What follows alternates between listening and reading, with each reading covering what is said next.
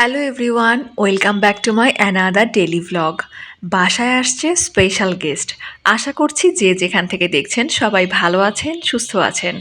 আজকে আবারও একটা নতুন ভ্লগ নিয়ে চলে আসলাম আপনাদের সাথে। আশা করছি আপনাদের সবার ভালো লাগবে।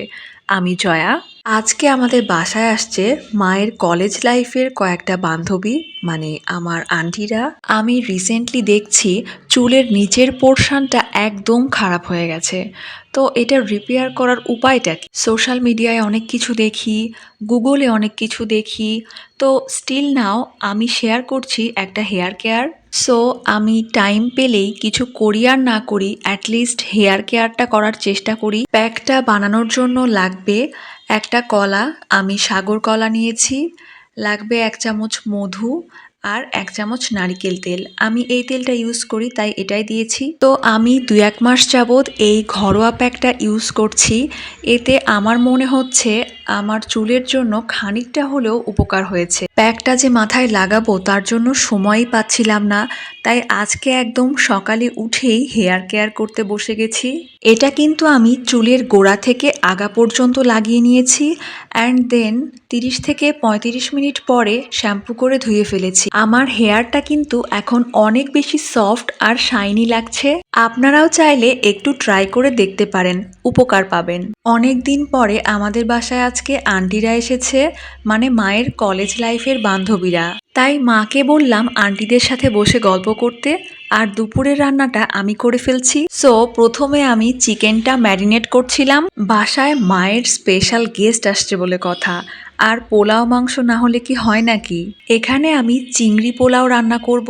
তার জন্য প্রথমে কড়াইয়ে সর্ষের তেল গরম করলাম। তেল গরম হয়ে গেলে প্রথমে দিলাম চিংড়িগুলা, যেটার মধ্যে আগে থেকে লবণ হলুদ মাখিয়ে রেখেছিলাম। এগুলোকে একটু ভালো করে ভেজে নিয়ে আলাদা করে তুলে রেখেছি।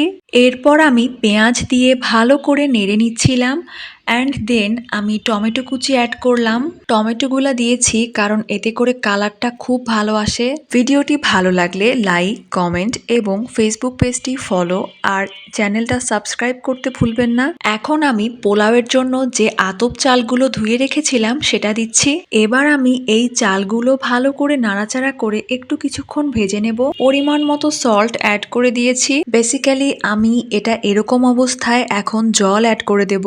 এখানে আমি সবকিছু আগে থেকে প্রিপেয়ার করে নিয়েছিলাম। এখানে আমি তেজপাতা, শুকনা মরিচ, গোটা গরম মশলা, কয়েকটা কাঁচা মরিচ, 1 কাপ পরিমাণ দুধ আর লেবুর রস দিয়েছি। দেন ভেজে রাখা পোলাওয়ের চালগুলা এবার এর মধ্যে দিয়ে দিলাম। ভেজে রাখা চিংড়ি মাছগুলোও অ্যাড করে দিয়ে এবার ঢাকনা দিয়ে পোলাওটা বসিয়ে দিলাম। এরপর হচ্ছে আমি বাটার চিকেন রান্না করব, তাই আরেক পাশে ফ্রাই প্যানে বাটার দিয়ে নিচ্ছিলাম। এখানে আমি গোটা গরম মশলা, শুকনা মরিচ, তেজপাতা দিয়ে একটু নেড়ে নিচ্ছিলাম। দেন টমেটো দিয়ে দিলাম। টমেটোগুলো আমি এরকম কুচি করে কেটে নিয়েছি। চাইলে এখানে ইচ্ছে মতো শেপেও কেটে নেওয়া যেতে পারে। এরপর হচ্ছে আমি পেঁয়াজ, রসুন, কাঁচামরিচ দিয়ে একটু কাজু বাদাম দিয়ে সবকিছু ভালো করে নেড়ে নিচ্ছিলাম। এটা আসলে আমি একটু সতে করব। এবার স্পাইসগুলা দিব। ধনে গুঁড়া, জিরে গুঁড়া, হলুদের গুঁড়া, মরিচের গুঁড়া দিয়ে একটু ভালো করে নেড়ে কষিয়ে নিচ্ছিলাম। এটা আমি একটু ঠান্ডা হতে দিব কারণ ব্লেন্ড করতে হবে এগুলো।